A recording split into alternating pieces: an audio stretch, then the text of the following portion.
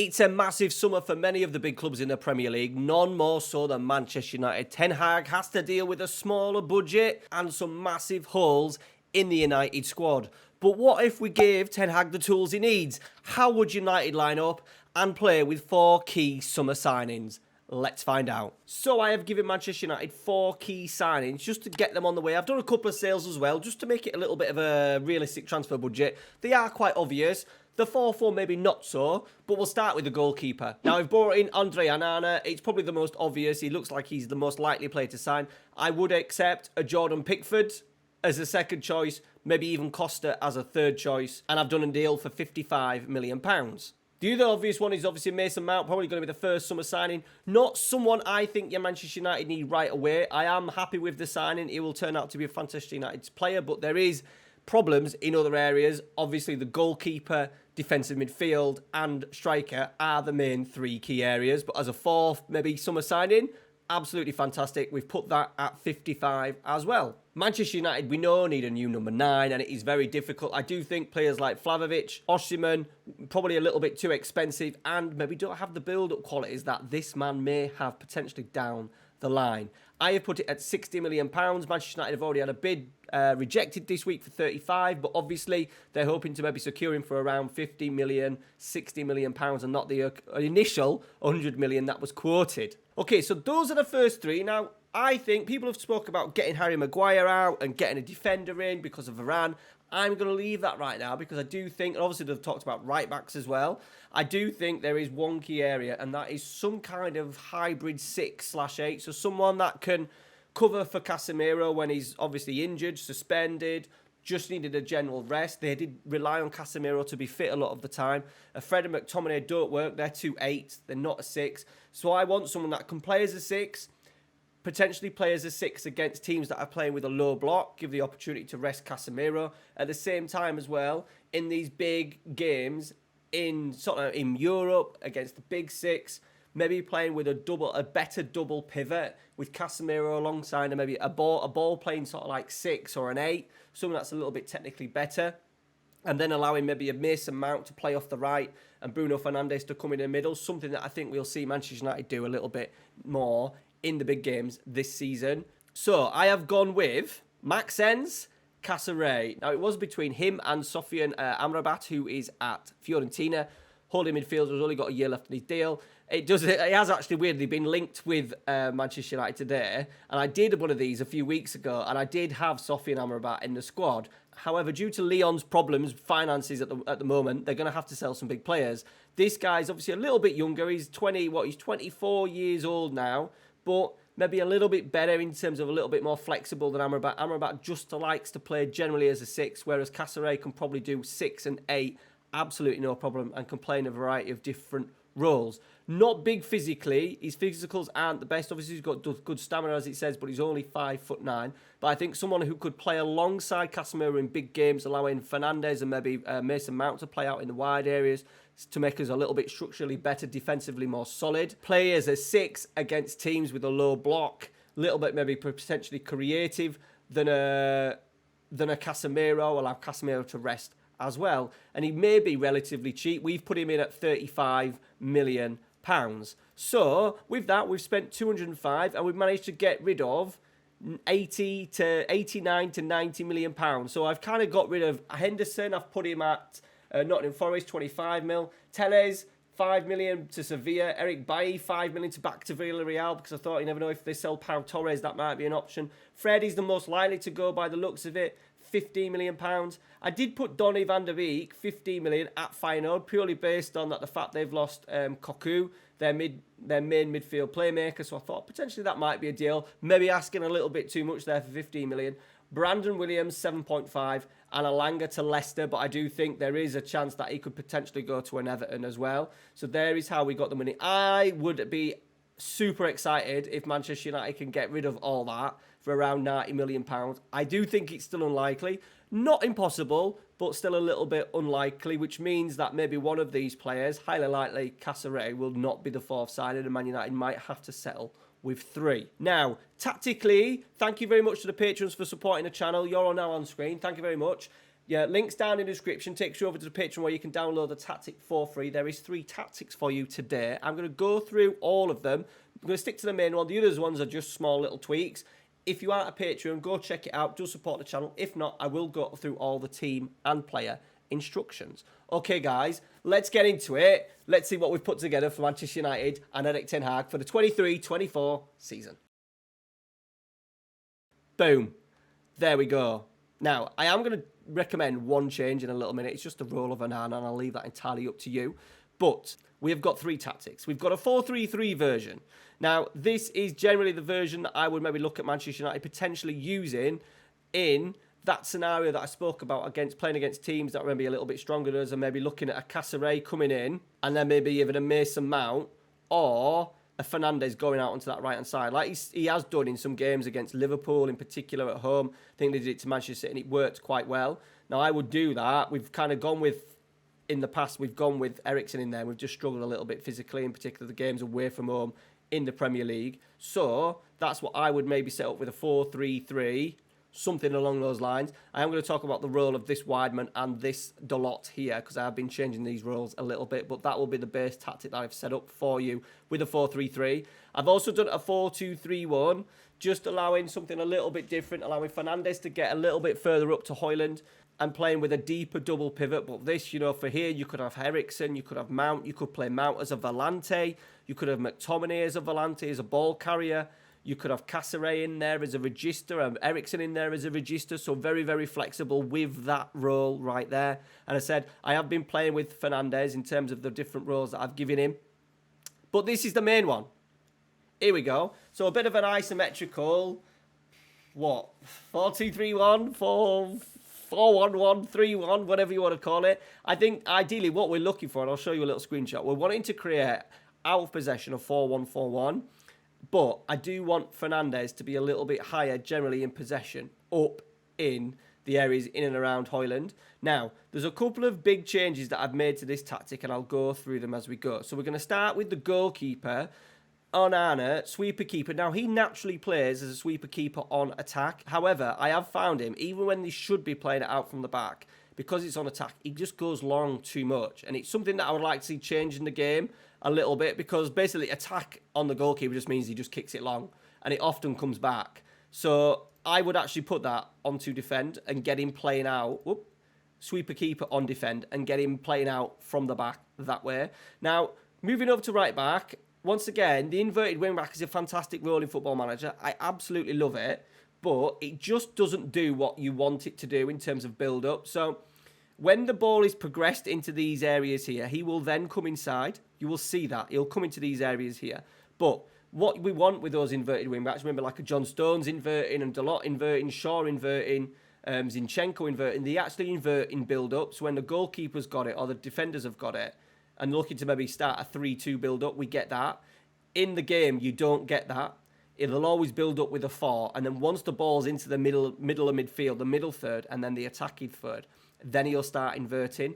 So you could put that as a complete wing-back on support, just to give you that little bit of license. However, he doesn't come in. You can't ask him to sit narrow, though. But it may just give you the option. He may come inside at times, but you won't see it a lot. So just for the arguments that it's a tactical replication, we are going with inverted wing-back on support. Now, Varane, central defender on defend. I haven't put him as a ball player. He's ball striking and he's dribbling. He's okay, but it's not amazing. I would prefer him to keep it nice and simple. On the left-hand side, I haven't had Maguire in, I promise. It has been Martinez, but he did get sent off in one of the games. I've actually had 3 sendings off in the opening 5 games of the season. Martinez would be in there. I've got him as a ball-playing defender, and I'm asking him to dribble more because we want to see him carrying. On the left-hand side, just to act as a little bit more defensively, and I do want him to start a little bit further back. I do find Luke Shaw a lot better than Dalot in terms of progressing the ball with his passing, finding the feet of maybe a Rashford or a midfield or into potentially a Højlund. So we've got him as a fullback on support just so he starts deeper in build-up. Now, Casemiro, defensive midfielder on defend, and I have been toying with the take more risks. So I will leave that up to you. He has, as we have noticed with Manchester United, he does have a brilliant array of passes. Whether you want him to do that in the game is entirely up to you. Now, moving into this role here, it is the Mason Mount role and what he's going to be probably at best at. I do think Ten Hag is going to want to, when we're attacking, he is going to want to kind of go with sort of like what, a 2-3-5 kind of system with the one of the full backs coming in and Manchester United attacking with those 5 like that up there. So, Mazzala on support for Mason Mount, no play instructions. Now, the right-hand side has been Anthony. Now, I've got him as a winger. I'm going to do a video on this, I promise, in a couple of weeks' time about the roles, the different types of roles in FM. Now, you would imagine Anthony as an inverted winger. That's what I imagine 9 out of 10 people would put him as. However, just found with the inverted winger that it just starts too narrow. And what Anthony likes to do is stay as wide as possible. Really wide and wait for that ball and then cut in. And I'm actually going to show you some clips right now of him doing exactly what we want him to do. So here is Anthony on the right hand side, and because he's naturally left-footed and his player trait asked him to cut in off the wings, there he is. He absolutely thumps it in. And here's another one. There is Anthony. So he's wide-ish. And the ball comes to him. Look, he's in a nice wide area. And here he goes once again. Because of his player trait, he's cutting in and he finds Højlund with that lovely pass.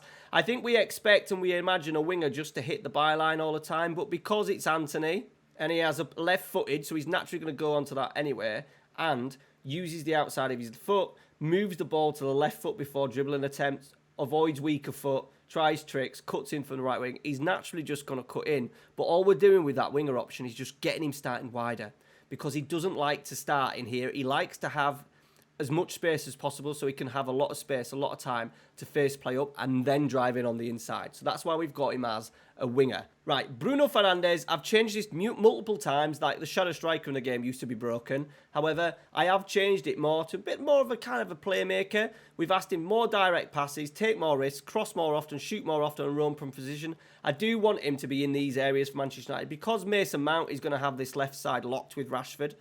Anthony staying out wide. I do think this right half space, where I think he's at his best, where he can whip them crosses in, either to a Rashford at the far stick, or potentially because of the size and the physical presence of Højlund, those right-footed crosses from like the half space area, very much like Kevin De Bruyne kind of range, would be perfect for Manchester United. And then up front, I've gone Højlund, I've gone target forward. It's a role that I absolutely love in the game, but at the same time, it gives you that flexibility of, because Højlund is quite pacey, he wants to running behind. He wants to chase. But you do see a lot of him. Remember as well, the goal that we scored against Aston Villa, the Anthony assist, we'll mark him here, look. And he's come off. Look at he's just dropped off and found a little bit of space. He's done that so well, and that's what you get with a target forward. And then, but what he's doing now, he's then following his run, with him being on attack, chest, finish. Like, based on this opening sort of like sequence for Manchester United, and these games that I've played, I'm just hoping Man United sign him. Because if he is like what he is in FM, Man United have got an absolute superstar on their hands. So that's Højlund target forward. And then Rashford, I've just got him stay wider just because, once again, he does like to start wider. And then because of his player tricks again, gets into the opposition area, knocks the ball past, tries tricks, cuts in for the left-hand side, inside forward anyway. He's going to drive in and be that goal threat.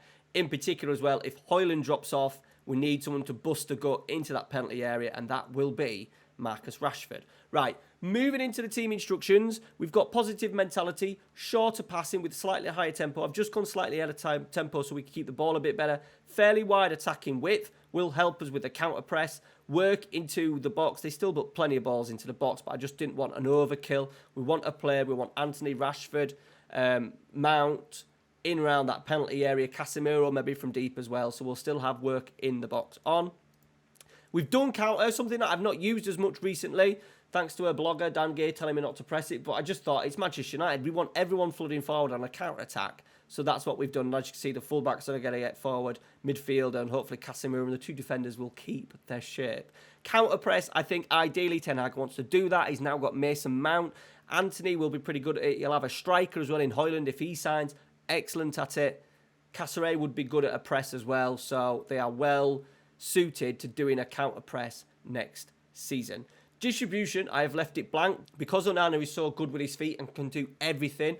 I just thought I would allow Onana to make the choice. Now, I have obviously changed that role to sweeper keeper on defend, just so it helps him play out from the back a little bit more, but I've left everything blank because I wanted to see him roll it out, kick it long, kick it short, switch players out to the flanks, feed really good fizzing passes into maybe a Casemiro, into a Mount as well.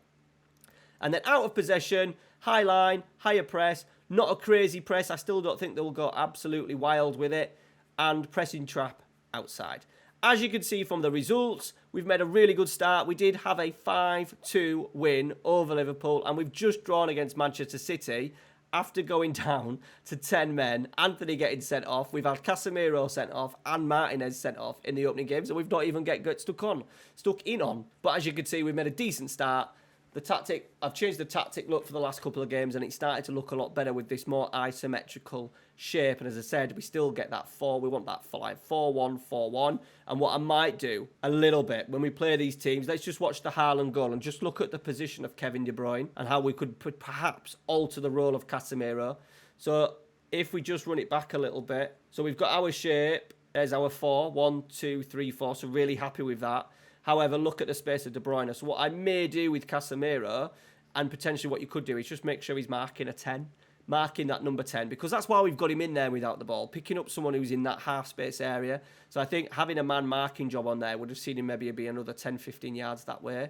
And then we've kind of got the two defenders happy to be 1v1 out wide. Rashford and Anthony looking after the sort of like the fullbacks. Cancelo's obviously inverting in there. Two midfielders, Mount and Fernandes, working alongside. So there is Fernandes, being the attacking midfielder, and obviously he's dropped back in to make the 4. But just Casemiro in there. I don't know if actually Kevin De Bruyne features in the build-up. Yes, he does. Right in there, look.